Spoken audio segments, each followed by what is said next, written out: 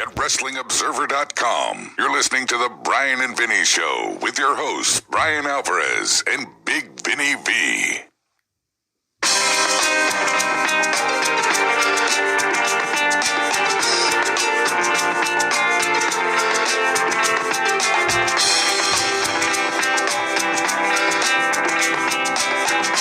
Yes, it's the Brian Vinny Show here. It's March 5, 2020. Figure4online.com/WrestlingObserver.com. We've got AEW and NXT tonight. Right? Wednesday Night Wars, Brian. The hell are you doing over there? How am I doing? I said, what the hell are you doing? Sitting here in the dark. Oh, hey, what's up, Ken? You know, when you showed up late, I thought, should I chastise this guy on the air for showing up late? And I thought, you know what? Sometimes Ken shows up and I'm not ready to go right on time. So I'm just... Sometimes. Well, it's a rare occasion that happens. I'm just not going to say anything for this one. I'm going to give him the benefit of the doubt. But then the lights aren't on. You didn't think I noticed? No, you ready, Vinny? I hit the music. I did. Yeah. Well, I have to do a lot of thinking, Ken. I have to do a lot of thinking about this one. This is the day. Can you believe that? This is the day. This was a day that he didn't have to screw up. He showed up late and didn't turn the lights on. What should I do about this? What should I do, Vinny? It's your call, dude. I don't know what you have planned for this beer bash. I don't know how badly you want to have it. But, you know. Yes. What do I know?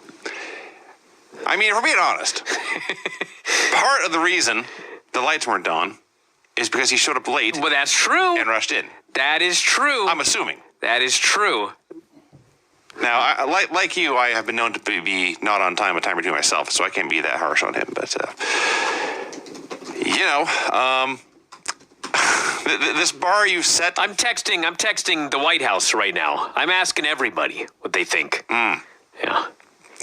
Perhaps this bar you set are just unrealistic expectations. You know, well, I mean, listen. Here's the deal, Ken. Are you listening to me? Yes. All right, now I'm listening to you. I shut your mic off, though. Here's the deal. Got it? Got it. All right. The deal is the proposed beer bash that I'm planning is not for a while now. Okay. Okay? Right. It's not until around the end of April. And right now, it's March 5th. All right. So, therefore, Ken, you struck out on the last day here.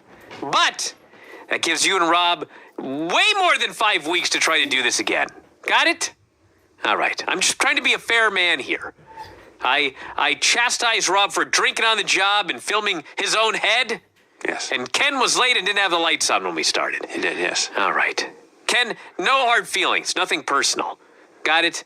If the beer bash were right around the corner, I might have let you slide. But we got plenty of time till the beer bash, so you just got to start over again. Got it? And now we got a competition with Rob again, who's turned over a new leaf. All right. So anyway, with that out of the way, let's talk about these ratings here, everybody. They're in, and long story short, I know you'll be surprised, AEW won again. Okay.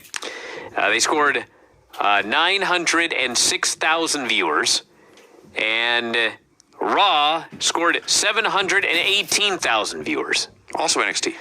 Yes, NXT. What did I say, Raw? I said Raw. It's all the same nowadays. But anyway, AEW beat them by almost 200,000 viewers. Also, AEW broke 900,000, which I don't think has happened in a while. I think it happened after the last pay-per-view. But AEW, strongest in 18 to 49, almost doubled NXT. Oh. 0.49 in 18 to 49. And as we've said 1,000 times, that's the money demo. That's why they signed a new television deal 2 years early. And here's my take on these numbers, everybody. Are you ready? I'm prepared, Brian. All right. So I watched both shows last night, and as we will review here on this program, neither of them was like a massive blowaway show. Okay? I thought that AEW was a good show. Sure. But it was following on a string of really great shows. All right. So I thought they were good. NXT, I thought was a pretty good show. there were some problems, as we'll get into, okay? Yeah, right. But overall, I watched them and I was like, neither show's a real blow-away show. And I realized that, there's a couple things here. NXT has 2 cage matches, and AEW, they are coming off a pay-per-view. So both of those weighed into how I thought these numbers were going to do. I was not expecting a 200,000 viewer difference between the two. Mm-hmm. And this is the conclusion that I have drawn. AEW has proven, and it's not like this needed to be proved, but I think that some people have watched WWE for so long that it needed to be proven to them, that if you take your time and you build stuff up and you pay it off, you will do a good number. And the classic examples of that are the strapping. The strapping did a great number for AEW. The Wardlow cage match did a great number for AEW. The Chris Jericho segment last week at the end of the show going head-to-head with Charlotte, they did way better than Charlotte. And the only times that WWE has ever won is when they brought people from the main roster to NXT. So AEW beat somebody advertised from the main roster coming to have a match with Bianca Belair on NXT. Because the fact of the matter is, NXT, I love the show, but they're hot-shotting a lot. We had 2 cage matches on this show. Mm-hmm. Do you know how many cage matches AEW has had in their history? 1. Yeah. And that cage match was involving the top babyface in the company trying to fight his way to get a shot at the top heel in the company. There was a big-time stipulation on the line. Yes. Why did we have 2 cage matches on this show? Well, we had 1 cage. We also used it twice. We had a Tegan Nox Dakota Kai match, which has in fact been, a pretty serious feud, but we've seen them wrestle twice. This is the 3rd time in like a month and a half we've seen this match, number 1. And the other match, Velveteen Dream beat Roderick Strong. No. Velveteen Dream beat Roderick Strong, Vinny. And then he wanted a cage match. Oh, sorry. Yes, you're correct, Brian. That's what happened. I was thinking about what happened on this show. I know, but that's how you built up this cage match. It was terrible, as we talked about last week, and boy, will I have a lot more to talk about on that subject this week. But yes, Brian. But the point of all of this is, that's a very badly built up cage match. It's horrendous. And not only that, even though that one was thrown together at the last minute, like they just announced it last week on the show, it went on last. Yeah. So in the opener, they did a cage match where they killed every single reason to ever have a cage match. Yes. And then they said, keep watching, because at the end of the show, we're going to do another one. Right. Okay. So when I saw these numbers, I haven't seen the quarters or anything. I'm sure they're in the Observer or whatever. But, the lesson here is take your time. We're going back to day 1. It's a marathon, not a sprint. Build up your programs. When you pay them off, people will watch. Don't rush people down from the main roster. Don't rush stipulation matches like we see on the main roster all the time. We didn't need 2 cage matches here on this show. That's the story. Slow and steady, logical storytelling that eventually pays off, wins the race. You didn't see the Exalted One debut. No. Jake Roberts is teasing someone is going to show up. But none of this is being rushed to television. They're still taking their time. So let's talk about these 2 shows. We'll begin, Brian, with WWE NXT March 4th, 2020, which, yes, opened with Tegan Nox versus Dakota Kai inside a steel cage.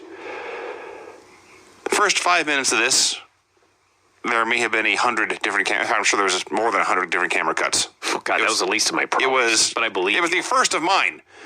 Some of these cuts, it's not just the number of them, but some of them are so dramatic and radical.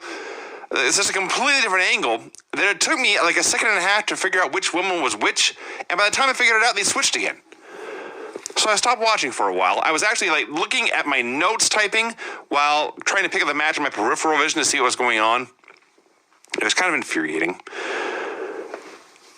So they do some stuff. I do like when Dakota tried to escape and Tegan blocked her by grabbing the knee brace and then using the knee brace to pull her into a small package. Because this whole feud is about knee braces. Keep that theme up. That's good stuff. So So then they had a bunch of good ideas and a bunch of cool stuff they did that seemed to be in a completely random, pointless order. They're fighting to escape. They're both standing on the top rope, and Tegan grabs Dakota by the throat, and just like her idol Kane, she hits the big choke slam.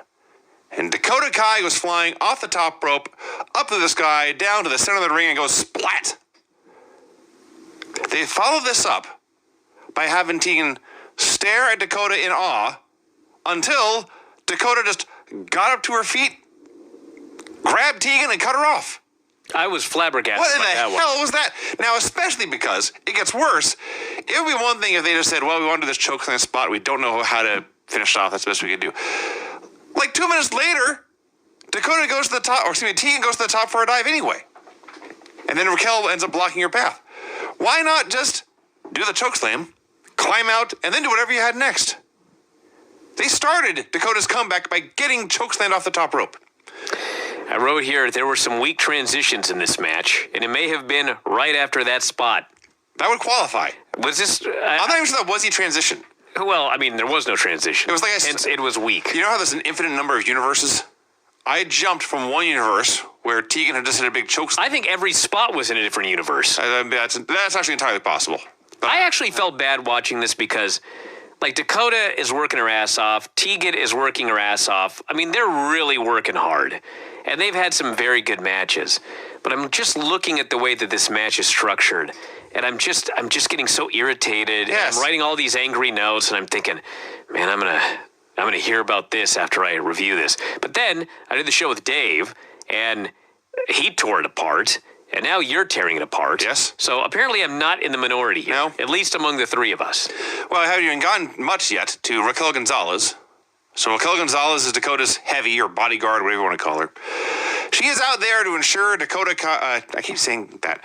Tegan can't escape. So Which, by the way, why is Tegan repeatedly trying to run away from her foe? Isn't the whole idea here that she's attempting to get sweet revenge? My favorite term now, sweet revenge on Dakota Kai. When I said that out loud, You realize how ridiculous it was? Yes. Like, one person is running in this match, and it's the babyface. Tegan tried to flee, but was blocked and forced to fight by someone bigger and scarier than her. So they had what I thought was going to be a really cool finish. Tegan's trying to climb out, but her path is blocked by Raquel. So as this is going on, Dakota is trying to scurry out the door. So Tegan kicks the door shut in Dakota's face, and Dakota goes flying back to the ring. And I thought, okay, now Tegan can jump down and win. But no! Someone got creative. There's few things I hate more than creative wrestling that doesn't have to be creative. It is, in fact, stupid. Because what happened was, Raquel grabs the door, and instead of slamming it closed, she slams it open, which pins Tegan against the cage wall. This gives Dakota time to recover and cry out and win. That's a really, really stupid finish for a cage match. Well, hey, listen, I'll give them credit. I've never seen that before. It was creative, so Brian. I will give them that. And that's one of the big things about NXT lately, and I talked about this last week. They're constantly trying to do something different. Yes. This is better than Russo, because Russo would do stuff that was different and stupid. At least they're trying to do something different that is not, like, totally stupid, but it's different enough that it's a little bit stupid. It's less stupid than Russo. Tegan is so stupid in this match. Like, first she's a coward, and then she's an idiot. She hit the biggest move of her NXT run and stood there. She stood there until the victim recuperated and turned her off. The doors open, and she hits her move, and Dakota kicks out, and she just sits there. I'm like, go for the goddamn door already. Yeah. Plus, Gonzalez interfering throughout the match. Nothing I love more than a cage match with plenty of interference. Listen, the first match these guys did, where they just brawled all over the place, all over the building, that was the best match they had together. They're just out there going wild, killing each other. So they get inside the cage, and my first thought is, well, they can't do any of that shit. Now what? And the answer was... Not much. They didn't do as much as they did in that other match. But then I was just thinking, so why are they in the cage? What is the point of the cage? Then Raquel keeps, like, interfering and stopping people from going in and out. And I'm just like, dude, this is such overthought bullshit. Thank you. That's what this is. Just, like, I don't get it. I just didn't get this. Now, I will say, as much as I also did not get it, in the end, it was almost worth it for Mauro's reaction to the finish. I realized Mauro Ranallo was not everyone's cup of tea. Not everyone likes it when he screams Mamma Mia or drops 5 different rap lyrics in the course of a show. But when he is he's screaming at the top of his lungs that Dakota Kai is technically the winner, and he says it like in the same sentence. He doesn't pause. He says, Dakota Kai has won this cage match, and he follows it with a guttural, painful son of a bitch. I laughed and I laughed. I know that Mauro is over the top, and I know he says a lot of things, and I know that he can never stop talking. But virtually never do I listen to him and just think, what in the fuck are you talking about? I mean, I may think that because he made some cultural reference that just goes over my head, but who gives a shit? Like, everyone else gets it. But, like, it's not like the announcers on the other shows where, you know, Raw and SmackDown, Byron Saxon says something. I'm like, what the fuck are you fucking talking about, dude? What are you talking about? Or Beth says something just totally, like, just flabbergasted. So, Mauro, and by the way, his interview he does later that we're going to get to, I mean, he can do commentary for the rest of his life for all I care. He must never be fired. Just for that one interview. He was so good in that interview. I like Mauro. But yes, he can be too much for some people. That's fine. If he's too much for you, fine. He's not too much for me. I'm not disagreeing with you, but this whole thing started because I want to talk about how great he was. I know, but I'm not talking to you. I'm just saying that, you know, I understand the criticism when people go, he's just too much for me. You know what I mean? That's fine. He's just too much for me. He's just all over the place all the time. I can understand that. I disagree, but I will not say, oh, this is a bad opinion that you have. I can understand him being too much for some people. I will disagree with, but listen to the opinion that Mauro can be overwhelming. Yes. I will not allow you to have the opinion that Mauro screaming, son of a bitch, was bad. No. It was awesome. Finn Balor does a backstage promo. He's watching Walter in Imperium, talking about chess and reactions. I was wondering when you're going to take that sweater off. It's 5,000 degrees. I was cold, but then it got hot. Yeah. Probably all this yelling at Ken. Could be. He's talking about chess. It's a game of actions and reactions. He has always made the first move, but he wants to thank Walter for forcing his hand. But he warns him, you are not going to like my reaction. See ya sooner than you think. His delivery was so much better than mine. Rhea Ripley goes to Raymond James Stadium, host building for WrestleMania this year. This was great. She says it's the first time anyone from NXT gets to compete at WrestleMania. So I guess Hideo Itami's Battle Royal spot no longer counts.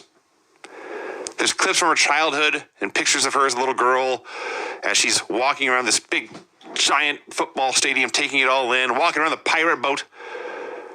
She says when she started wrestling, when she showed up in the Mae Young Classic, everyone called her Mini Charlotte. So since then, she went out of her way to not be Charlotte. She got a haircut, got a new look, all that stuff. Says to be the best, you got to beat the best. And at Mania, she'll beat the best to be the best.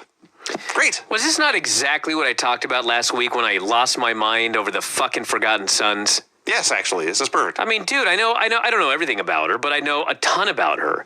Like, she's not just a person with the belt. She's not just a character. It's not a catchphrase or a pose. We got pictures from her childhood. We know what she looks like through the years. We hear about how she got called up and the criticism she got and how she dealt with it and how she tried to change and why she looks the way she does. This fucking thing was like 90 seconds. You know what I'm saying? Yeah. I know more about her in 90 seconds than I still know about the Forgotten Sons, and it's been 3 years. I'll pay Borash. I actually will give him money if he can get and somehow do something with the Forgotten Sons. I will make a donation to the charity of his choice. How about that? That's a great idea. Yes. You know what? $500. Wow. That's how confident I am they're not going to do it. It's been 3 years now. But if they do, $500 to the charity of his choice. If there was anything interesting to say about these men, they would have said it by now. But yes. No, there is shit interesting. That's my point. You don't think there's nothing interesting about Gunner, 2 war heroes? You fucking kidding me? I know there is, but I don't know it. We had a qualifier for the ladder match at TakeOver Tampa. Shotzi Black. Now I'm really hot. Versus I may Chelsea take Green. this shirt off next. Don't do that. In a fine little TV match, Chelsea won with an unprettier. I could take my pants off. You'd never know. Thank God for desks. It's just a glass desk. You'd know, but they wouldn't.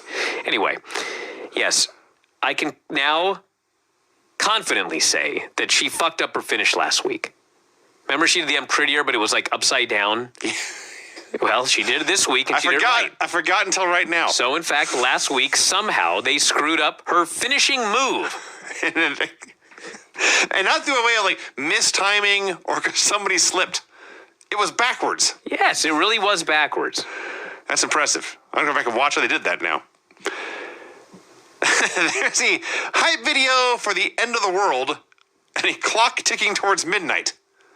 That seems bad. Keith Lee comes out for a promo. I want to like the Forgotten Sons. Do you understand? That's why I'm offering $500. I'm trying to help here. Do you understand? You are obsessed with entropy. I'm trying. There's nothing there. I'm You can't get over it. trying to help. It's been 3 years, dude. I know. I've been here with you. God damn. I hope I don't have to keep up in this. Keith Lee comes out for a promo. He gets as far as saying Dijakovic wants to fight forever and Priest wants to live forever.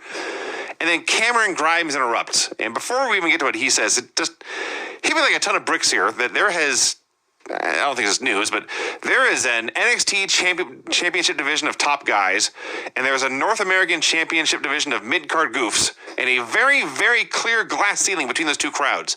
And they rarely intersect. Mid-card goofs? Keith Lee? Cameron Grimes? He is a little strong. Yeah, but come on now. They do not. They're not the main event Their guys. universes do not overlap. No, but it's not like it's the 24/7 geeks. That's true. Those guys I are spoke too geeks. harshly. Okay, But to be fair here. it's the B team. It's not the F team or the D team, but it's the B team. So it was great because for once in NXT, it's very clear who the bad guy and good guy was. And this crowd hated Cameron Grimes.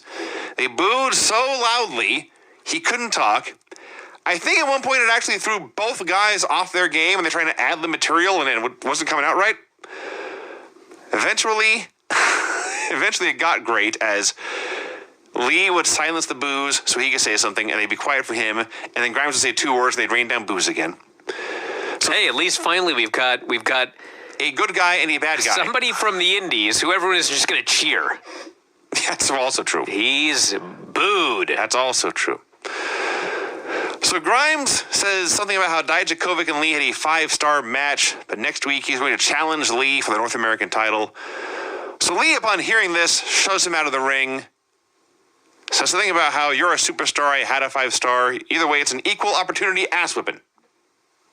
So that's it. Cameron Grimes versus Keith Lee. We then go to Mackenzie somebody to get words from Mackenzie Mitchell. She's from Impact, and she's very good. Okay, good.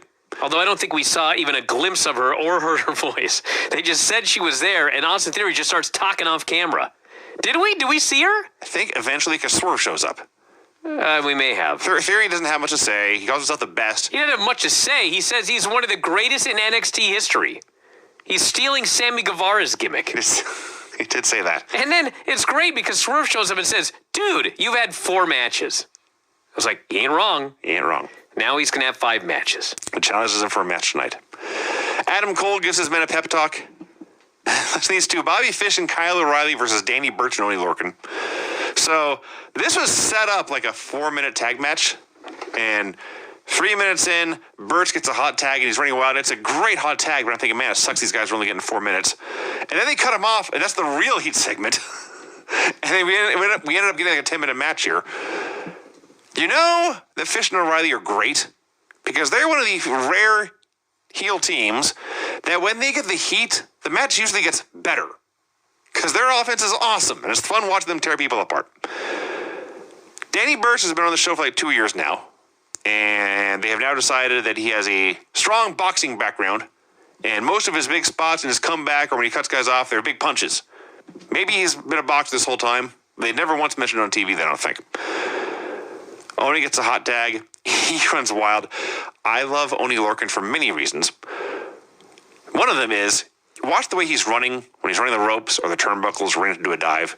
Your normal person, when they run, they make fists with their hands. This is what a normal person does. Oni Lorcan spreads his hands as wide as he can like a starfish. He's running as fast as he can. He looks like a complete lunatic, which is what makes him Oni Lorcan. I was going to say, it's his gimmick. He is a complete lunatic. Yes, it's effective. So this is just starting to get awesome, and suddenly Undisputed Era catched Oni out of nowhere with a high-low. They catched him? Is that what I said? Yes. Caught him. Undisputed Era catch him. Caught him. Anyway, it should be caught him, Brian, if I was talking in the past tense. They hit a high-low, and they pinned him. If this had been like 5 minutes longer, this would have been a takeover caliber match. So then they cut a promo. But Vinny, this finish, Dave didn't seem to like it either, but I loved it. All right. Their finish is a high-low. Yeah. And they're each in a corner, and he's doing the forever clotheslines. Yes. And they keep getting hit, and then all of a sudden they have the same idea at the same time. Yeah. And so he's halfway in, and they both rush at him and hit the high-low. That was a great finish. It was awesome. It's a great finish. I loved it. I wish it had been 5 minutes later. Well, yeah, I mean, they could have gone 30 minutes longer. It probably would have been great. Probably, yeah. So then they do a promo, Undisputed Era, about missing their tag team titles. They're around the waist of a makeshift team called the Loserweights. Tonight they say Roderick Strong's going to shut up the Velveteen Dream, and before they can say anything else, the Broserweights interrupt. And they're about to say, they're saying everyone wants to see this match, but then they are attacked from behind by the grizzled young veterans. Another crew that's hated. They are truly hated as well. So they lay these guys out. They cut a quick promo calling the Undisputed Era dweebs, which is a great word. And they say they're soon to be recognized as the world's number one. I just want to note that Zach Gibson did this entire segment, the entire attack, and the entire promo in a three-piece suit complete with vest and pocket watch. I do have to say that they're really big on dressing like a star. Even though once you take the outfit off, there are no stars and nobody acts like a star. But when everybody is out there and they all have to dress up, even Riddle's out there in like something he would never wear. You know what I'm saying? Mm-hmm. It's just too much for me. I was like, Matt Riddle does not need to dress up. You know what I'm saying? He should be nothing more than a tracksuit. Like, I can understand Adam Cole wearing a nice suit all the time and Undisputed Era. But I mean, even Undisputed Era, it's like, you know, Fish and O'Reilly, what are they? They're like MMA guys. Yes. What the fuck are they wearing suits for? They should be at the very, you know, at the most they should wear like a nice tracksuit or something like that. And, you know, Roderick Strong in a suit? I think I should be wearing like, I don't know, a wife beater or something like that. I mean, what's he wearing a suit for? Some people are okay with suits. Why was he wearing a suit? I mean, they would always make him wear something nice. If he had to be walking into WrestleMania, I guarantee they'd put him in a suit. Okay. So, and Lorcan should never be in a suit. A fucking suit on this guy? I can understand like a rash guard with a tuxedo design on it or something, but not a real fucking suit. Anyway. Minor nitpick. Yeah, none of that actually happened on the show. So I'm not sure what you're ranting about. Yes, Matt Riddle and Pete Dunne were overdressed. That's true. Isaiah Scott versus Austin Theory. So I'm watching this match. I'm thinking to myself, you know what? Swerve is like really, really good. He's fucking great. His wrestling is really good. His brawling is really good. His high spots are really good. His reactions are really good. His match layouts are really good. This guy's a really, really, really good pro wrestler right now. He had a really, really good match with Austin Theory here. There was a great spot early with one of Theory's big spots is he does like the somersault into the ring and pops up at his big drop kick. It looks awesome. He did it like 5 minutes in. And when he tried it again 3 minutes later, Swerve saw him coming and caught him in a big flying cross arm breaker in midair. It was great. And Theory, it's a good finish. Theory has had his arm worked on the whole time, but he's a big, strong guy. So he grabbed Swerve, and he hit it with one arm, hooked him up onto his shoulders, and hit a one-arm TKO, which was very cool. But he won, and this was not the night for Austin Theory to be winning. Isaiah Scott was so good in this match. He did not win. But man, what a finish. It was a very cool finish. I mean, it was probably cool. Swerve's idea. I hope not. He looked like a geek. That's another way to look at it. This guy broke his arm, and then Theory rakes his eyes, and then pins him with a one-arm TKO. Yeah. What? Yeah. Swerve was great, but that finish. Ay. What can you do? The end of the world is still coming. Yeah, someone with buzzards. Vultures, a lot of carrion and a ticking clock, all sorts of bad times. Johnny Gargano does a sit-down interview at the Performance Center with Mauro Ranallo. They're sitting in the ring, and yes, Brian, this was awesome. So the story of this promo is Johnny wants to be there. He's got something to say, and he wants to actually confront Mauro about something. He wants to get something off his chest. So he keeps losing his composure and flipping out, and then trying to calm himself down so he can get back to the interview again, and finally gets too far. So he notes he was the only guy in the company to show up at the red carpet premiere for Mauro's documentary, and Mauro notes this and how much it meant to him. And then Johnny says, you always call me Johnny Wrestling, but is that it? Is that all I am?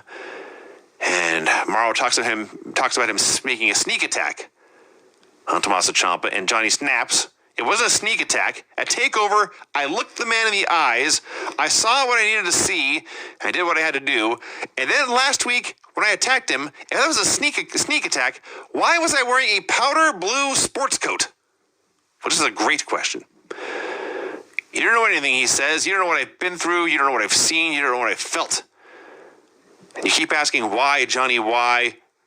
You know why. And here's where he really starts to lose his composure. He gets to his feet. He grabs Mauro's lapels. And Mauro was trying to get out of there and end the interview. He knows he's in trouble. And Johnny says, if you admit you know why, you're admitting you're a liar. 2 weeks after TakeOver, you saw what happened. You didn't reach out to me. You didn't call me. You just called me Johnny Turncoat on the air. You know nothing about me, but when Tommaso Ciampa comes back, you can't wait to say Daddy's home. So Mauro is finally able to make his exit. Johnny allows him to leave, and Johnny watches him go, and then looks into the camera and tells Tommaso that next week they're going to do things his way. This was great. So Johnny was good. I guess we're still going to find out why he did what he did. But the hero of this was, in fact, Mauro Ranallo. Because Mauro just had all of the best questions. Like Mauro, I mean, they acknowledge that Mauro is friends with Johnny Gargano, so at least you understand that they're, buddies. They've had some sort of background, and they get that out of the way early. But, Mauro he has all of these great questions. Like Johnny's freaking out, and he says, you don't know what I've been through, what I've seen, what I felt. Mauro says, I want to know. We all want to know. That's why we're doing this interview. Yeah. He's trying so hard. You know what it is? I know this is fucking hard to believe if you only watch Raw and SmackDown. It's a back and forth between two people. It was. What? Yeah. You mean it's not just a robot asking a question and then another person just talking the whole time and the robot smiling? No, they went back and forth. And the key was, not only did they go back and forth, but it was a goodbye play. Mauro's job is to get an answer from Johnny Gargano. Mauro's job isn't to ask a question, it's to get an answer. These are two fucking totally different things. Main roster, your job is to ask a fucking question, usually dumb. Mauro's job is to get the answer out of Johnny Gargano. And he fucking tried. He tried so hard. He's practically sitting there as a psychiatrist. He's trying to talk this guy off the ledge calmly. Hey, listen, I'm listening to you. Johnny, I'm listening to you. I want to help you. I want to know what the problem is. He was so good. And finally, Johnny's about to beat his ass. And so Mauro just calmly says, guys, I'm uncomfortable. I gotta get out of here. In a tone of voice where he's acknowledging, I tried. I really did my best, but I just can't do this anymore, and I'm not gonna get an answer. I loved this. This was the best thing, maybe on either show. I'll have to go through that AEW show. But this was great. So next week, a special episode from the Performance Center. Keith Lee versus Cameron Grimes for the North American title. And the Broserweights versus the Undisputed Era for the tag team titles. What were you saying earlier about hot-shotting? Dude. And by the way, what a build for that tag title shot. Riddle kinda challenges the Undisputed Era to a rematch and then gets jumped behind by a third team, and that's that. And now we come to the main event. Roderick Strong versus the Velveteen Dream in a steel cage match that had me by the end thinking I no longer understood what pro wrestling was. Well, the problem is we do understand what pro wrestling is, but this is not traditional professional wrestling. I'll say. This is this weird, and it's really weird because there's professional wrestling, which is like AEW, and then there's sports entertainment, which is Raw, and then there's NXT, which is like right in the middle. Like, it's not fully sports entertainment, but it's not fully professional wrestling, so it's in that weird middle ground, which I think is one of the problems because, like, the pro wrestling fans are watching AEW, and the sports entertainment fans only want to watch sports entertainment. So, like, they're only appealing to 50-plus-year-olds. I guess. And the theory, which is a good theory, is that people over 50, they are WWE fans, and they're not going to really watch a lot of other stuff because they're over 50, but they're sick of the bullshit. That leaves NXT. Right? It makes sense. So I made fun of you earlier for talking about Roddy in a suit. He did wrestle this match in jeans, to be fair. And he did not have a belt on, and the fans chanted Calvin Klein when his underwear hung out. So they're doing this match, and the go to break spot is Marina comes out and passes a kendo stick to Roddy. And then they go to break before we can even see what's happening. So, of course, she passed a kendo stick to Roddy. This bastard, the Velveteen Dream, put her face on his ass. which was really weird because, like, she came out, she has a stick. A stick. Okay, this guy threatened her and her child. So, well, hey, as soon as he gets that guy in the cage, I'm going to bring out that stick. And she puts the stick in the cage. They go to commercial. And if you don't watch the inset, you don't even know what the fuck happened. She's gone. Because they come back and she's gone, the stick's gone, and they're just doing spots. Yeah. And I thought that, like, the stick was still in the ring, and they eventually learned. But yes, it was bizarre. If you watched her, I mean, I get the idea of the tease. The idea is, we just passed a stick into this match. Come back after the break, you will see you guys hit each other with a stick.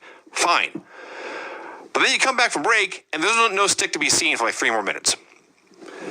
So they're fighting on the top rope. Dream pulls Roddy's pants down. We get the ass spot on a PG show. They were sure to cut to the other cameras. So you only saw his face. Got a big reaction, of course. So Roddy hits a top rope Olympic slam. But Dream comes back, hits a pair of Dream Valley drivers. And then this show lost its mind. Dream goes up to the top of the cage. Okay, there's 2 things you can do there. You can jump off onto the guy and hit your big move and then probably win anyway. Or you can just climb down and win. Dream, clearly he's facing into the ring. He's going to go for an elbow off the top of the cage. But then the Undisputed Era come out to distract him. And he looks at them. They look up at him. And I actually thought, you know what? There's 3 of them there. They could catch him. He may do this jump. He didn't. Instead, he just jumped down to the mat. And started grabbing a bunch of weapons and fought off the Undisputed Era so they couldn't interfere in this cage match. Because, Brian, if there's one thing steel cages are known for, rampant interference. The interference goes up when you throw up a cage. So, eventually it comes down. Dream's in the ring, Strong is in the ring, and somehow Adam Cole ends up inside the ring. I think he got yanked into the ring, if I recall correctly. I'm not even sure. Roderick Strong is trying to leave the cage. Velveteen Dream is trying to stop him from leaving. But as he stops him from leaving, he looks back over his shoulder and sees Adam Cole slumped in the corner. And he gets an idea. He does not just let Roderick Strong go, he pushes Roderick Strong out the cage door. Roderick Strong wins. Dream did not run away. He basically competed as if it was a battle royal and threw the guy out of the cage. To lose, he threw the match. He took a dive. He did the job. In storyline. He locks the cage door then. He didn't get out of the cage, No. drag Roddy out, and then get back in. No. He loses the match. He throws the match. I'll say it again. He threw the match. He took a dive. He did the job in storyline. He closes the door. He locks the door shut so he can beat up Adam Cole. So you're telling me that this guy's plan for revenge was to pick one of the four guys who took him out, taunt him by mocking his wife, and by mocking his toddler son. Well, to be fair, he didn't pick one. That's the one that broke his back. Okay. I'll go back. His plan to get revenge was to take the guy who broke his back, take that guy's wife and infant son, and put them on his gear, put them on his ass. Yes. To pick a fight. Then he would beat the guy in a wrestling match, then challenge him to a cage match, which he would then forfeit once he accomplished his real goal of getting the champion locked in that cage. Cole is baffled. He tries to make a comeback. Dream whips his ass, which honestly also made no sense because Dream had just been in there for 15 minutes in this cage match, but he just destroyed him. And eventually, I don't know where Fish and O'Reilly went. Roddy's laid out, Cole is laid out, and Velveteen Dream is celebrating with the NXT Championship because he lost a match. Yeah, and somehow it's going to lead to him getting a title shot. He's the new top contender because apparently they only got 3 weeks, 4 weeks. They don't have a lot of time.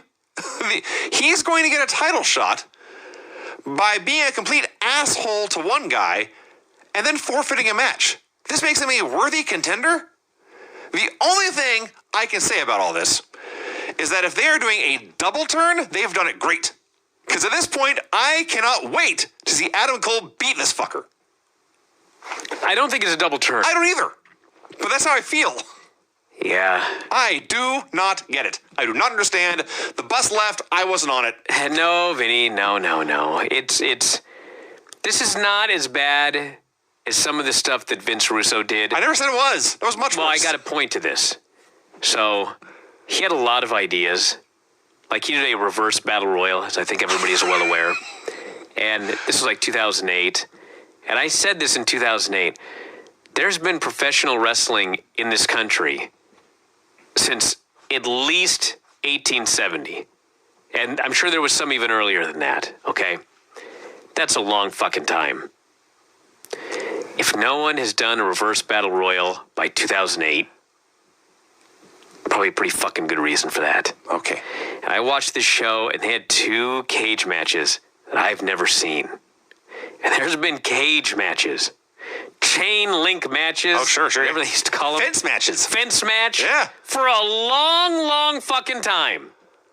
And if you haven't seen it finish by 2020, it's probably a pretty fucking shitty finish.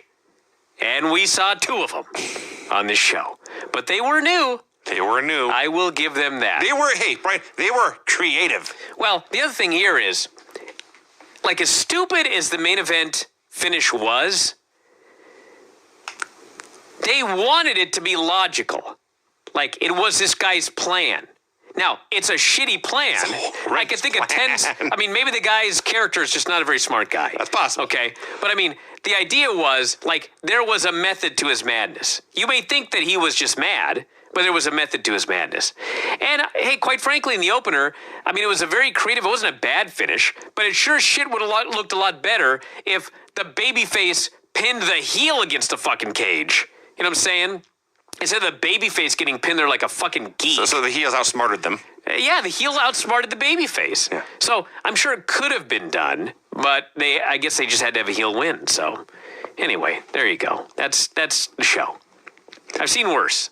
I've seen many better. I've seen a lot worse. I've seen a lot worse. I've seen less that was as confusing and baffling as that was. I feel like I need a break. We don't do breaks in the show. So let's advance Hell into... no, we just barrel on through. We steamroll on. AEW Dynamite, also March 4th, 2020. We have a recap of Revolution. I know this is a low bar to clear. But I've been watching these pay-per-view recaps on Retro Nitro. This thing was like 30 seconds long. They made it clear. Jake Hager beat Dustin Rhodes.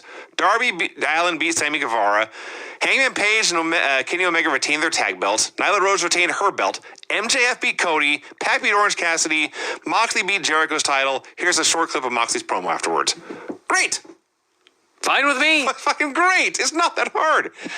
Although it did remind me, we talked about this 2 weeks ago. They did the show in Atlanta with the cage match where Cody cut the great promo after the show went off the air. I said reviewing that show, they need to put that promo on the air, and they never did. So that's a strike against them for last week or the week before, whichever you want to say it. Well, the reality is they got a lot of stuff that, everything from fucking Marco's stunt on that fucking cruise doing his concert.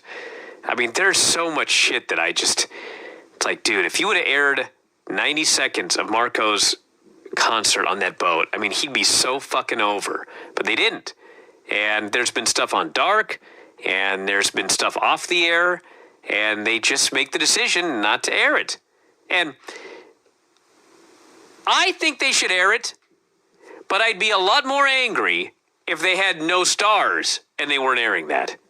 But the fact of the matter is, they are still getting everybody over without airing it. So I can't get that mad about it. You know what I'm saying? Mm-hmm. So Moxley comes out for a promo. As he's making his entrance, which took a long time, of course, the announcers are promising a look back at one of the best tag team bouts they've ever called. So Moxley cuts a promo. He puts over pro wrestling, the sport he loves, puts over all the fans. This belt doesn't belong to me. It didn't belong to Chris Jericho. It belongs to all of you. I'm so happy to be at a place at AEW that brought pro wrestling back. I will climb a mountain to defend this belt. No man in AEW has what it takes to take it from me. Challenges anyone to come fight him. He knows it's not over between him and the inner circle. He dares them to come out, and they oblige. So the inner circle all comes out. They're playing Jericho's song. The crowd's singing along. Usually there's like a whole entrance they do. So it takes the length of the song up to the chorus just to get in the ring. They come out on stage, and they just stop and stand there for a minute as the crowd sings. All I could think was, if there was one time to be the ultimate heel and have the music cut off so the fans can't sing along, this would have been the one time.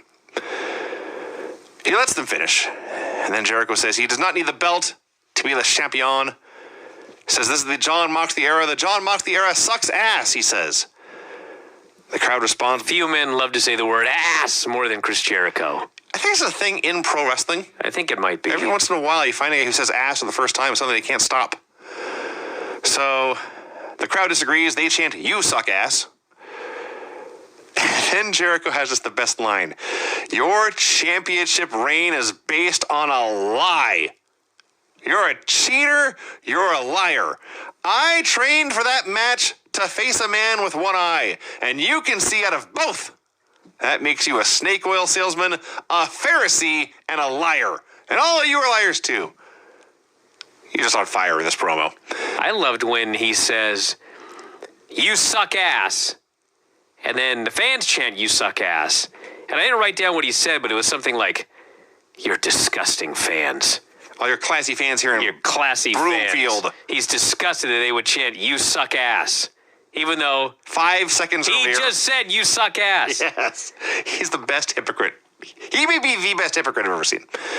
This is his greatest character, I think. Oh, there's no doubt. I talked about it like a month in AEW, I think, or at least a month in a Dynamite. I said this AEW Chris Jericho may be the best Chris Jericho. I'm now 100% convinced of that. Well, fuck, look at the Observer Awards. How many awards did he win? 5? Well, he won the biggest one. I think Wrestler of the Year. Let me see if I've got a list here of all of these fucking awards this guy won. Wrestler of the Year, Interview of the Year, U.S. Canada MVP, Most Charismatic, and Biggest Box Office Draw. 5 fucking awards this year. And Dynamite won Best Show. Yes. And he's a big part of that. His stuff that he did with Shawn Michaels was awesome. Yeah. And he's had, I mean, the stuff with Owens in the list, and I mean, you can go on and on and on. But this is the very best.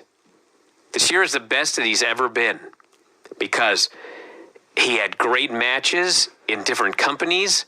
His promos are fucking great. Yes. His character is awesome. Yes. He's getting... I can't say he carried AEW, but, like, he was in a lot of ways the heart and soul of this company. Oh, for sure. So... And that's the real key. There's a lot of guys who have had great matches and great promos and gotten themselves over. Jericho had great matches and great promos and everything and got an entire company over. Yes. To an audience who had never seen most of these guys before. And every other period during his career, he was never pushed as the guy. Not once. Not one single solitary time. And now he finally gets the opportunity to actually be pushed as the guy, and he fucking wins 5 awards. Yeah. So, I mean, what does that tell you, by the way? Well... And how did he win all those 5 awards, by the way? By doing the most old school, and I mean this, by the way, in the best way possible. Old school bullshit pro wrestling. That's what he's been doing. Absolutely. And it's fucking working in 2020. Yeah. So, the Inner Circle used to be a bunch of well-behaved, good-looking young men, but now, because of Jon Moxley, they've turned into a damn hit squad. They're putting the entire AEW roster on notice. Nobody is safe, from the Librarian to Michael Nakazawa to Jon Moxley. We're going to hurt some people, starting with you. And then Jericho promises, Jon Moxley, you will not walk out of this main event on your own 2 feet. If you walk out tonight, I will take a leave of absence for 30 days.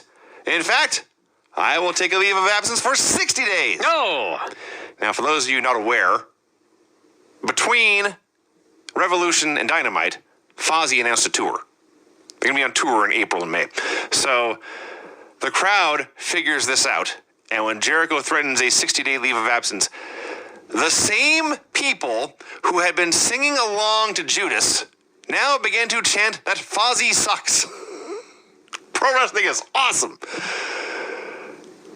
Jericho says, I've always got a plan. You're not as smart as you think you are. Moxley vows basically just to beat him and send him packing for 60 days, and that's that. This was a great segment. A tremendous segment. Tonight, Pac versus Chuck Taylor. Big Swole versus Leva Bates. Jake Hager versus QT Marshall.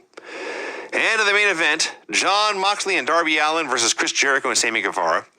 And up next, The Dark Order versus SCU, and the man making his Dynamite debut, Colt Cabana. Yes. First of all, well played, Colt Cabana. For like a decade ago or more, he got a theme song made, and it's his song. And he can take it to any promotion he works for and immediately get over. Smart man. So they're doing this match. The match is basically, it's every 8-man tag you ever saw. Heat on one guy, hot tag, come back, big stuff. Colt Cabana looked very good. Should add that. He looked just fine here in his Dynamite debut. But somewhere in this match, the announcers on commentary, I could have sworn one of them said the Dark Order are now the top contenders for the tag titles. That's what they said. When? When did this happen? Well, I mean... What happened? There was a battle royal. They didn't win.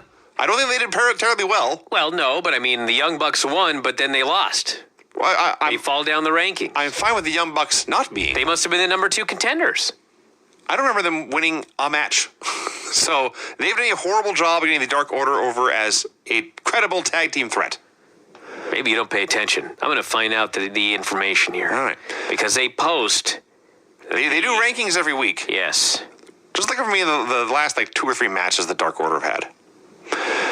So there was a great 8-man spot here where there's 8 guys in the ring brawling. They all pair off. And in each pair, one guy throws the guy he's fighting, turns and throws him out of the ring. So there's 4 guys left. Evil Uno is one of those 4 men, but then he turns around and realizes he is now alone in the ring against all 3 members of SCU. That was awesome. Okay, so Vinny, you clearly have not been paying attention. Okay. So in the tag team division, the champions are Kenny Omega and Hangman Page, yes, who are 6-0 in 2020. The Dark Order in 2020 are 5-0. Well, I had no idea. Yes, the Young Bucks 2-2. How many of those matches have been on Dynamite? SCU 2 and 3, Best Friends 3 and 2, Private Party 1 and 0. Now, is this by Dark Order? Is that Evil Uno and Stu Grayson? I believe yes. Okay, so they're the ones who theoretically are getting the title shot next. That's the way it looks, yeah. Oh, they lost here. At least the Dark Order did. Let's think of Evil Uno is not on that one. Who cares, Vinny? You think they're lying? It's 5 and 0. I just wonder where these matches are. Probably on Dark. Probably on Dark. Dark, pay-per-view. Yeah. All right. Cold pins one of the random orderers with the Chicago skyline and the Superman pin. A fun opener. I can't help but notice that they've got all of the Dark Order out there working this match. And Alex Reynolds is out there. And who's the other guy? Alex Reynolds. I don't even know. And, Silver something. Yeah, Long John Silver. Yes. So Great lobster. they're out there in masks being identified by their names. Yes. Yes, Brian. I see your point. So my point actually is that at some point, it ain't going to be soon, one of those guys is unmasking, and it's going to be a babyface. I see. And it just has to. There's no other reason. We know who they are. Yes. We know what they look like. Yeah. You're telling us who they are, their names, but they're wearing masks. All right, here's their... Why isn't Stu Grayson wearing a mask? That's a great question. And why is Evil Uno's mask look like Short Boy? Shouldn't he look like a creeper? A big fat creeper? I mean that in the nice way possible. So, here are... It was 5-0, you said? Yes. Okay, here are I found the 5 wins. Okay, see? They beat Brandon Cutler and Sonny Kiss on Dark. Okay, well, that's a win. They did beat the Jurassic Express, but also on Dark. And it was Jungle Boy and Marco, no Luchasaurus. They beat the Strong Hearts on Dark. Okay. They beat Michael Nakazawa and Peter Avalon on Dark. Okay. They beat SCU, but it was on the Revolution pre-show. So no, Brian, I haven't seen them win a match this year. I didn't ask if you saw it. I said pay attention.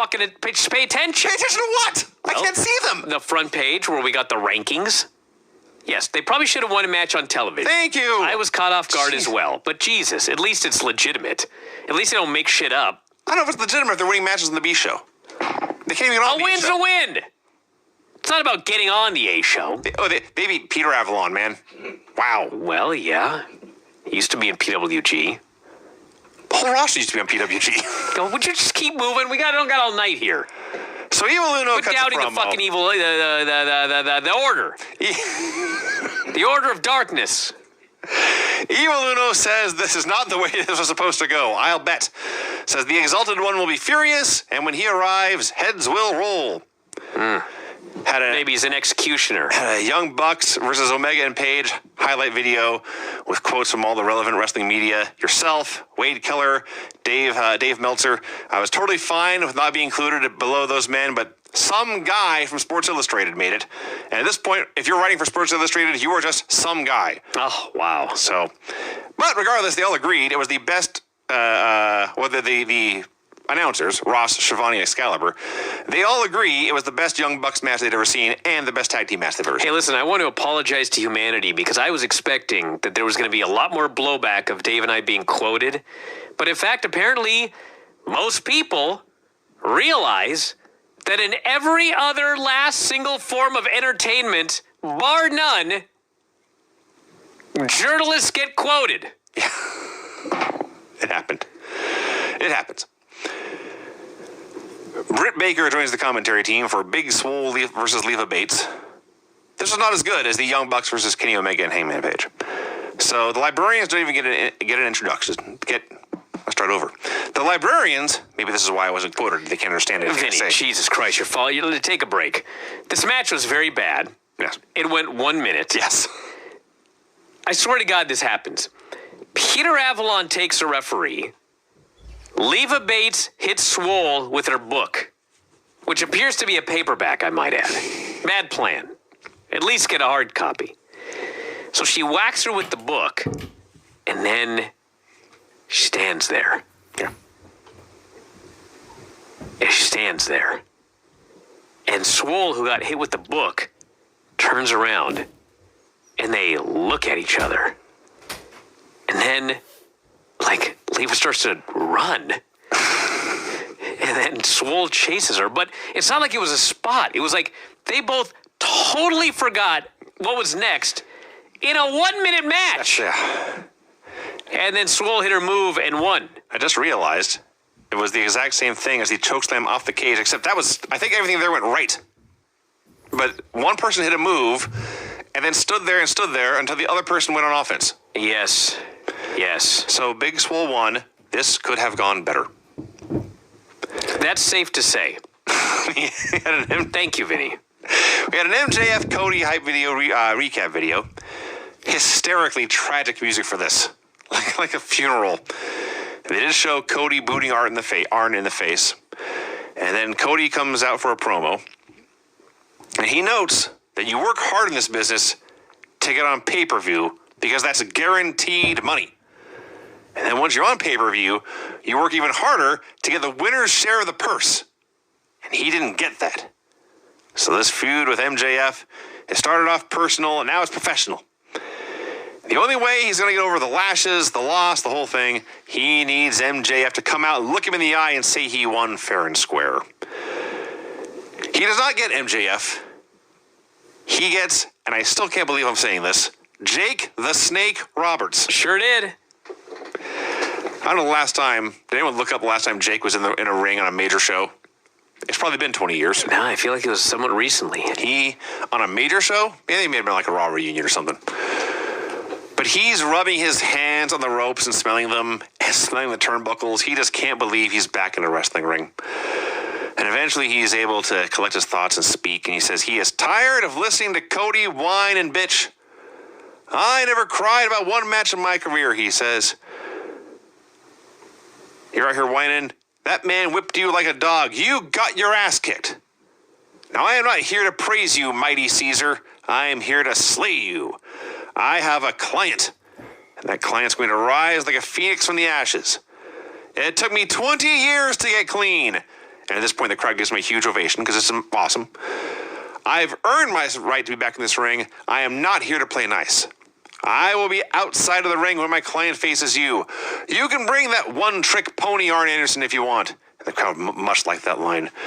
He calls him Caesar repeatedly and says, I am not in AEW to take the whole pie. Just your share.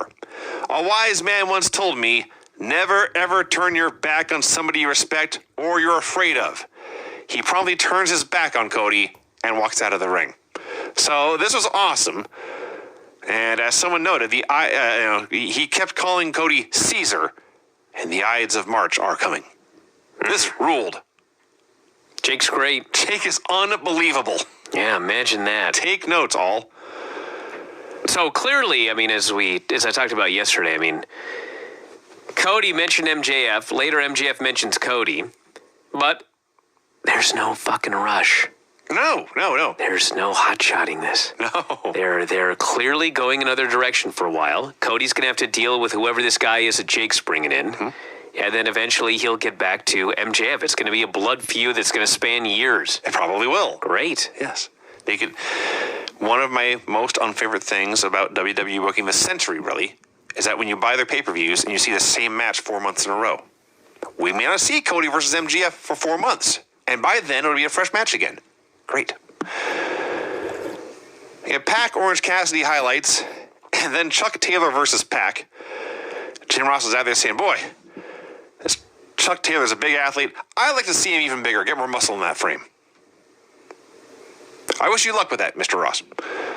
So the highlight of this is Jim Ross and Excalibur are talking about move names. I forget what wacky move one of them did. Maybe it was the Awful Waffle. I don't know. There was an Awful Waffle in this match. There's no Awful Waffle in this match. One of them did a move, and Excalibur gave it a wacky name, or called it by its wacky name.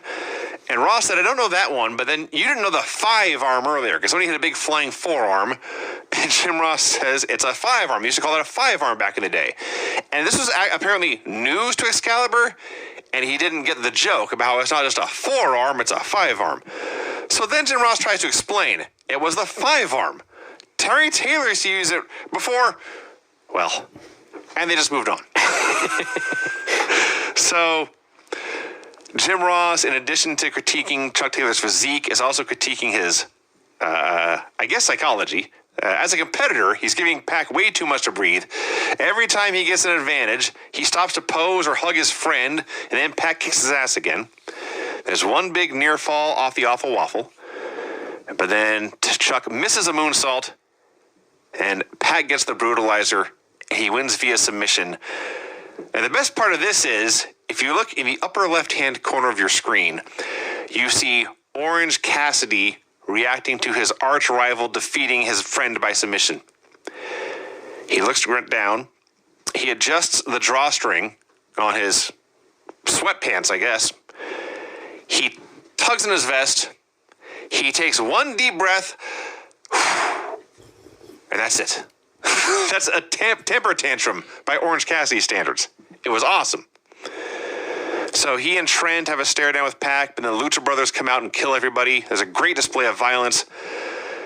Pac dubs this trio the Death Triangle. Or, if you speak Spanish, Triángulo de la Muerte. Yes. And they kill everyone some more. It was fun. It's going to be a great team. Yes. Pac and the Lucha Brothers? I see nothing wrong with this. Holy smokes. Tully Blanchard and Shawn Spears are still looking for a tag team partner. I can't believe they're going to Twitter. This has to be just for their own amusement. I'm certain. They are not going to find... Now, maybe they will. Who knows? Unless Who knows? somebody... Maybe, Who knows what free agent is on Twitter right now? Maybe Hammerstone will tweet back. Sure. Yeah. So, just like I found Baby Doll in 1984, Tully says, when I found the perfect woman, I'm looking for the perfect partner for Shawn Spears. So yes, if you're interested, take a photo or a video, whatever you want to do. The hashtag is search for Spears, which is funny because it's a search being conducted on Shawn Spears' behalf, but it sounds like we're looking for Shawn Spears. We can't find him. I predict this will be painful. Maybe in a good way, but painful. QT Marshall versus Jake Hager. A squash, as you would expect. He allows... Hager gives QT one big move, the Mariposa, I believe Excalibur called it. And then Jake immediately flips him out with a lariat, hits a standing choke for the win. A brawl breaks out with Dustin. Cody makes a save, and Cody is the second guy this night to be in the ring or be out there doing spots in a full suit, a full three-piece suit. And though he did not have a pocket watch, his jacket had tails. That was impressive. Dude, his jacket had this giant high collar, still couldn't cover up this tattoo. Of course not. If he thought a collar... He could wear a turtleneck and that thing would still stick out. It's essentially on his face, let's be honest. It's mostly on his neck, but it creeps up onto his face. So... There's still only two Rhodes brothers, so they're getting their ass kicked. They're about to finish off Cody. Dustin throws his body across his brother's body to take the grenade, essentially, which is great. But then Matt Jackson runs in. He runs wild for a bit, but he gets laid out by Hager. And out comes stumbling Hangman Page. He comes out. He has a graphic that reads, whooped both their asses. He gets in the ring. The inner circle's not sure what to make of him at first. He basically says, I'm just here to drink beer. But then he very carefully sets his beer on the ring post. He begins to whip their ass until Hager throws him out of the ring. But Hangman Page, in the best drunken kung fu ass kicker spot you ever saw, he catches himself on the ropes, does a big windmill like he's going to fall at any point, finally regains his balance, flips in for the buckshot to wipe Hager out, never spilled his beer, flips off Matt, leaves. Awesome. Awesome, awesome. It's like past history when we used to say, this fucking Hangman, he's not over. I know. But nobody cares. We said that for weeks, dude. Somebody's got to do something about this fucking Hangman. Now, you know what's even more amazing about it? 2 weeks ago, he was like the most over guy on the show. Mm-hmm. And then they did that tag match on Saturday, which was designed to get him over. Mm-hmm. He's really the most over guy on the show. And then he comes out again, and they're still trying to get the guy over. Yeah. They are not giving up on this. And it's working great. Yeah. This guy may be more over than Cody right now. It's going to be neck and neck soon. I think it's interesting choice of words there. I think he's more over than Cody right now. I think he's more over than Moxley right now. I don't know how long it can last, but for right now, I think he's the top babyface in the show. I was very intrigued to see what they were going to do for a highlight video for this Nyla Rose-Chris Statlander match. So, they showed some of the good stuff that looked early. Statlander, I think, had a dive for the outside. Nyla did a spear into the ring. Those were both cool. The first terrible thing near the end, they found an angle where it merely looked sloppy. In real life, I assure you it looked much worse than this, but they found an angle where it just looked like a badly done superplex. And then the finish, they knew they couldn't save it. They didn't try. They just played counts of a 3 count and showed the audience cheering. Wise move.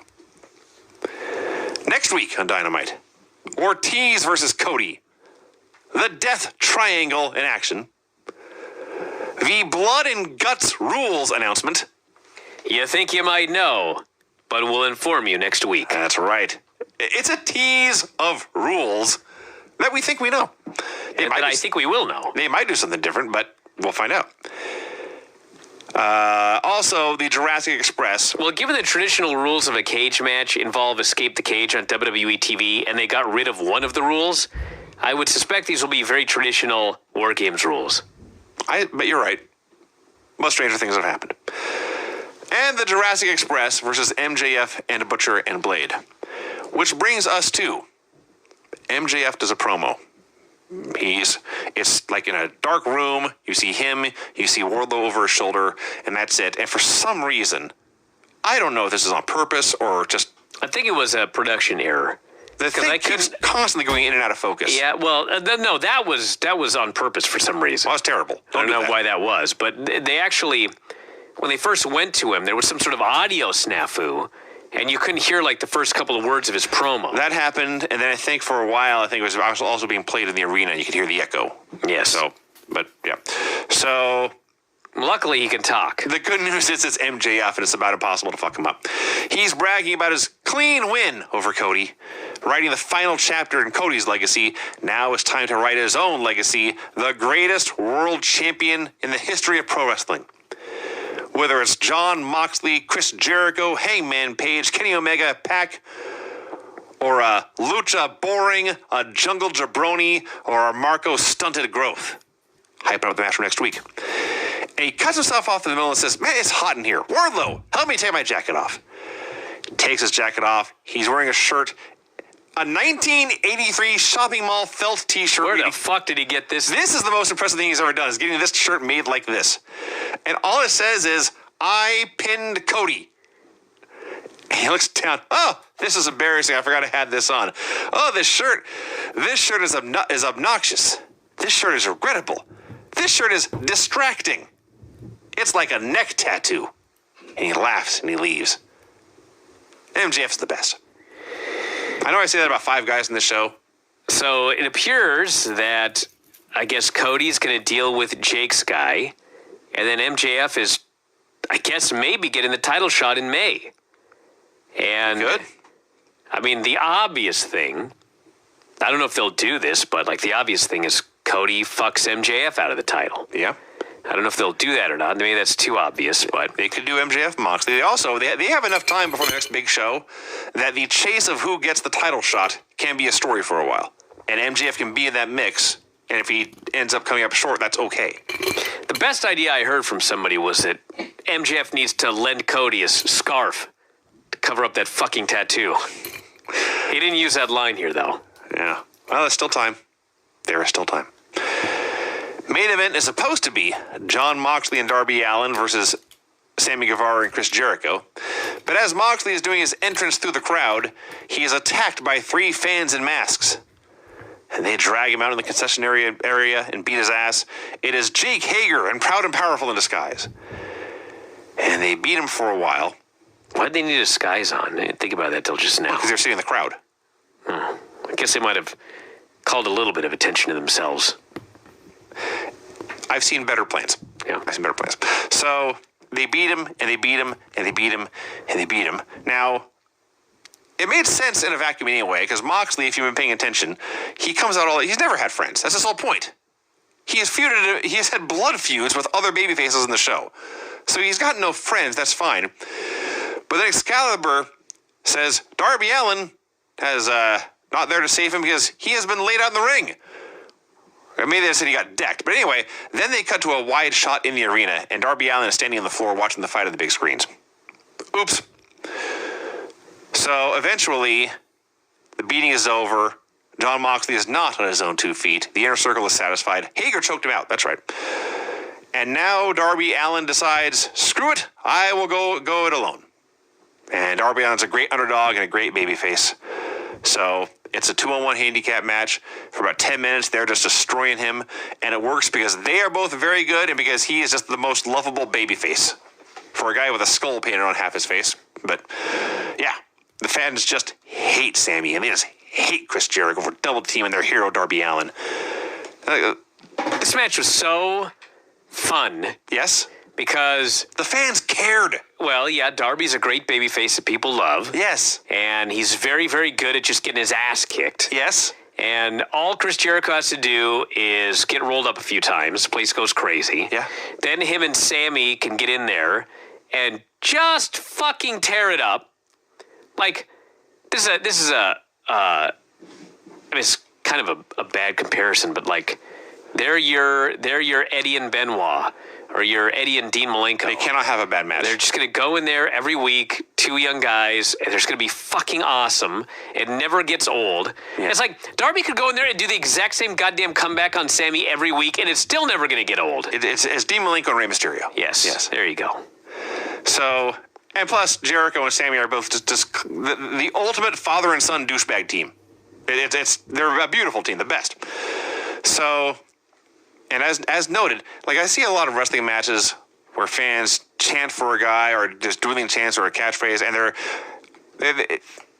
they're involved and they have a favorite, but they're doing it mainly like they want to be a part of the show. That's how it feels.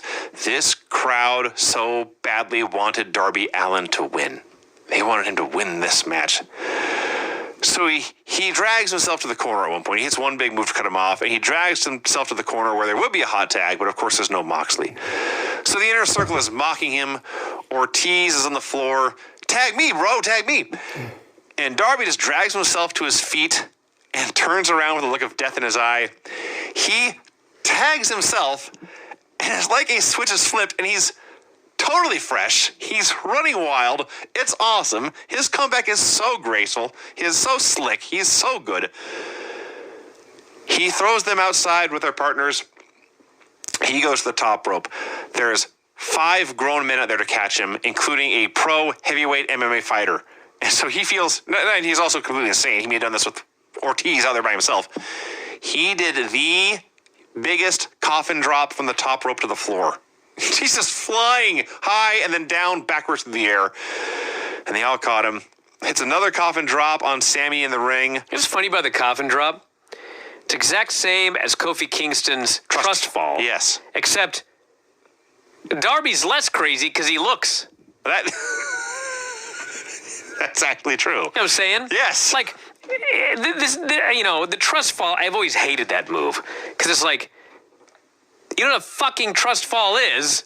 If you call you're trusting your friend to catch you. Yes. So you don't do a trust fall on a fucking enemy. In a fight. That's dumb, okay? Bruce Lee never did a trust fall. He ain't gonna fucking catch you. Except they always do. But the coffin drop is like, it's a dive. He looks where he's going, and he hurls his body at these men. Mm-hmm. So the funny thing is, he's the crazy guy, but Kofi in storyline is way fucking crazier than Darby doing the trust fall. Yeah. So he hits the coffin drop on Sammy in the ring. Jericho breaks up the pin. And so Sammy runs wild on Jericho, but when he goes for a big dive, Jericho kind of catches him with a Judas effect. He confused the announcers, but that's what happened. And he throws him in the ring, and Sammy gets the pin. God, the bump that Darby took for that Judas effect out of midair, it was brutal. Yeah. He was dead. So they go to kill him more. When Moxley comes out with a chair, he runs wild for a bit, but of course he's eventually overwhelmed 5-on-1. They drag him up to the top of the stage, and I loved this so much. I don't know if you're aware of this, Brian, but Jon Moxley used to wrestle under the name Dean Ambrose. Oh, come on. In a faction called The Shield. I don't believe that. I know Granny doesn't. Granny does not. They took him to the top of the stage. Hager all but did the Roman Reigns hoo-ah pose, but he just stands there, proud and powerful, lift Ambrose up, they set him up for the powerbomb, they do the big powerbomb off the stage through tables, and then instead of putting all their fists into one, all 5 guys put the fists together and flip Moxley off. Just the biggest, it was a literal F you to the Shield. Hey, I said it. Yes. I said it last week about Ibushi. It is not a mystery where Jon Moxley came from. No. It's not. This is not. I mean, they're isolationist to a degree. Like, if Kenny Omega wins the AAA title, he's not bringing it out on television. But I mean, they're not going to ignore that fact. I mean, they're not going to pretend like he was never part of the Shield, that he was never Dean Ambrose. That's part of history. Right. So yeah, they mocked the Shield powerbomb. They mocked the Shield pose, and hey. This was fucking great timing because there was a lot of shit they had to do, and they've got no overrun. They have no wiggle room. And they did this whole thing. It wasn't rushed. It felt like they had time to do everything. And then the moment they powerbomb him and flip him off, boom, the show goes off the air. Yes. That was done very, very well. That was the show. There you go. Well,